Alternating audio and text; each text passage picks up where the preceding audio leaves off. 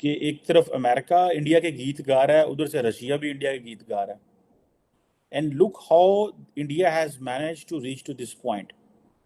अच्छा, अब अगर ये देखें, एक तरफ अगर डॉक्टर जयशंकर का रिसेंट में कल एक सुन रहा था कि डॉक्टर जयशंकर की जो फॉरेन पॉलिसी है वो किस तरह एक जैसे कह लें कि ऑफेंसिव भी है, एग्रेसिव भी है, और वो whatever he wants to get it done. अभी मैं देख रहा था यूके जो है उसने पाकिस्तान की जो नेशनल है मियाँ अब्दुल हक साहब, जिन्हें मियाँ मिठू कहा जाता है, उनको जो है वो सैंक्शंस लगा दिए उसके ऊपर। रिलीजन फ्रीडम ब्लैक लिस्ट में पाकिस्तान का नाम जो है उसे मर्ज किया गया, जिसके इवज पाकिस्तान ने ये कहा है कि ये ऑथेंटिक रिपोर्ट नहीं है।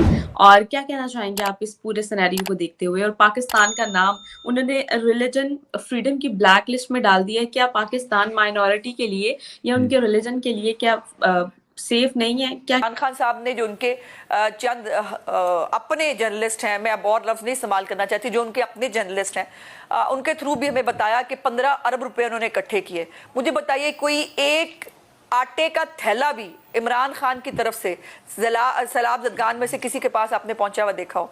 उसके बाद सानिया निश्तर साहबा ने बता दिया, उन्होंने कहा कि नहीं 15 अरब नहीं हुए थे, 4 अरब रुपए इकट्ठे हुए थे। वो 4 अरब रुपए भी कहाँ हैं? इसके जवाबात इमरान खान साहब को देने हैं, उनको देने चाहिए।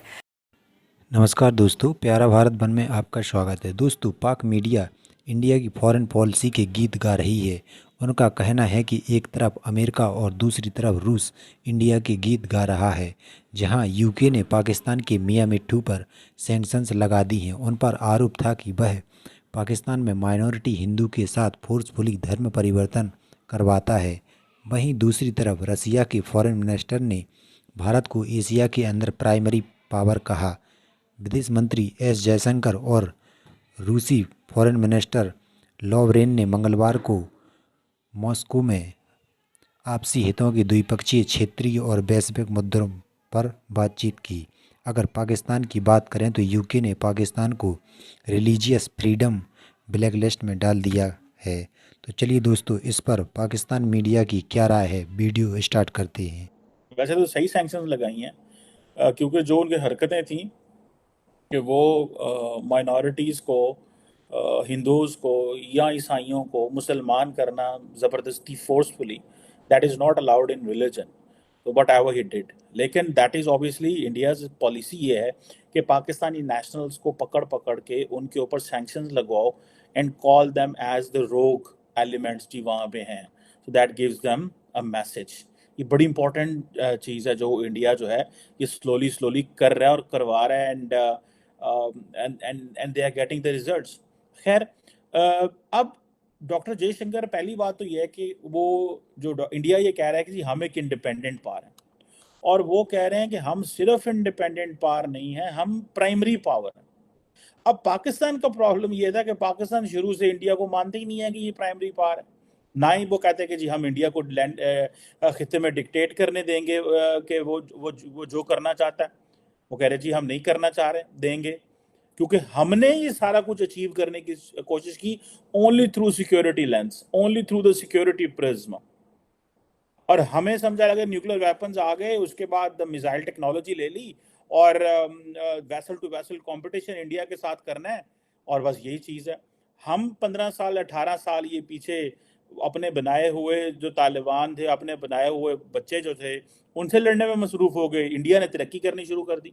सो हमारी जो 40 साल की तरक्की नहीं हुई, और हमने 1947 से लेके जो अभी 2022 तक भी जंगें लड़ रहे हैं, पहले जो है वो किसी और खाते में लड़ रहे थे, अब आपस में एक दूसरे के कपड़े पकड़े हुए हैं।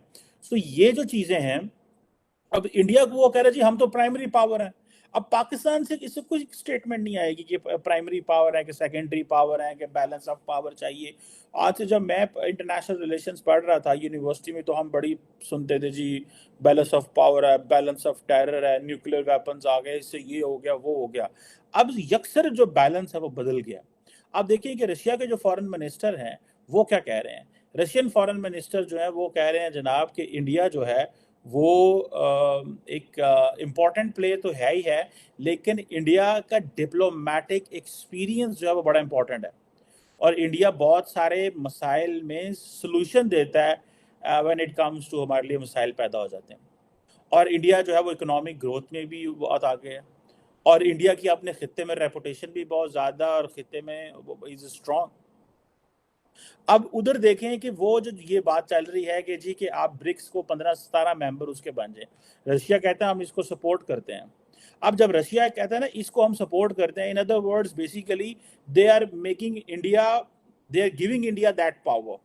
एक तरफ अमेरिकन वो पावर दे रहे हैं, एक तरफ इंडिया जो है वो रशिया भी वो पावर दे रहा है। वो कैसे? अब रशियंस को इस चीज़ का पता है कि हम कोशिश करें या ना करें, India is getting that space. So अगर वो अमेरिका के कहने पे या वेस्ट के कहने पे वो स्पेस ले लेगा, वो पोजीशन ले लेगा, तो हम क्यों ना वो स्पेस दे दें खुद ऑटोमेटिक। सो वो जो मल्टीपोलर वर्ल्ड ऑर्डर क्रिएट हो रहा है, जिसमें इंडिया कह रहा है कि मल्टीपोलर वर्ल्ड ऑर्डर हो, इट मींस कि इंडिया कह रहा है कि ये जो मिनी मल्टीलैटरलिज्म है इसको खत्म किया जाए, और ये जो आप लोगों ने छोटे छोटे ब्लॉक बनाए हैं, कहीं चाइना ताकतवर है, कहीं रशिया ताकतवर है, कहीं और ताकतवर है, उसमें से हिस्सा हमें दिया जाए। So basically so when it comes to the multipolar power structure की बात होती है, तो it means India is basically challenging the already established status quo and want कि हमारी इसमें स्पेस हो। रशियन को इस चीज़ की समझ लग गई है कि भाई इंडिया की जो इकोनॉमिक पावर है, पॉलिटिकल स्टेबिलिटी है, financial status, regional growth, region में जो उनका इन्फ्लुएंस है वो बढ़ रहा है। सो हम ये करें कि हमें वो चीज़ें, इंडिया को वो चीज़ें देनी चाहिए।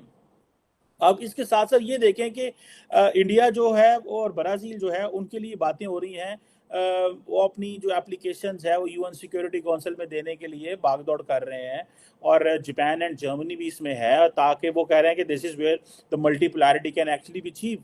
सो इंडिया और जो ब्राज़ील है, अगर ये आ जाते हैं तो समझे कि दो बड़े खित्ते के जो ममालिक हैं वो उनको अच्छा, इंडिया को टुडे टुमारो और day after tomorrow security council में परमानेंट सीट मिलनी है। तो अब हमें भी तो इस बात को देखना है, हम किसका जिसे कहते हैं ना गिरेबान पकड़ें और उससे पूछें कि पाइन तुसी की करते रहे हो, तुसी ध्यान दसो असां इंडिया नो जनाब खिते दे विच पुलिसमैन नहीं बनन देना, ते आओ इस पासे दसो सानू कि केड़े पाविकियां ते की करते रहे हो, ये काफिला कैसे लुटा, वो क्या शेर है ये, ठीक है जनाब। तो अब इंडिया जो है वो, जैसे डॉक्टर जयशंकर ने कहा कि वो लीडिंग कंट्री है इकोनॉमिक ग्रोथ में, उनका एक डिप्लोमेटिक एक्सपीरियंस भी है। सो आप ये इमेजिन करें कि जब लास्ट टाइम मेरा ख्याल है कोई साल 1.5 साल पहले, साल एक पहले, if I am not wrong, 8 माह पहले, जो US deputy secretary of state थी वेंडी शर्मन, उन्होंने वो इंडिया का विजिट किया। और जब इंडिया का विजिट किया तो उन्होंने बेसिकली इंडिया को ये कहा कि आप रशिया के ऊपर हम सैंक्शंस लगा रहे हैं, यूक्रेन की वॉर में आप हमारा साथ दें। इंडिया ने साथ नहीं दिया। अच्छा, ये चीज़ सारी बातें इंडियंस ने रशियन के साथ भी शेयर की कि वेंडी शर्मन या ये जो लोग हमें ये कह रहे थे, लेकिन वो नहीं माने। अब इस चीज़ को जो रशियंस हैं they give a lot of value.